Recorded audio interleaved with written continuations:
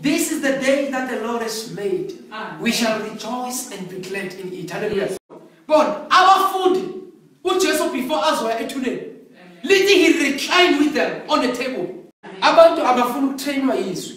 Abantu abafuna ukudevelopa yizo. So now, if the word of God does not develop you, you will never be well equipped for a great service.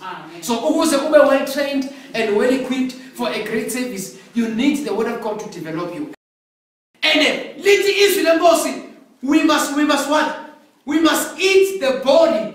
Kumele sidle umzimba kaKristu and siphuze igazi laKristu ukumkhumbula. Why they forgot? They went into a tomb. Our mama, they went into a tomb because they forgot to partake. Whenever you partake, you will remember, no, lo esimfuna uyaphila. Ngokuthi eat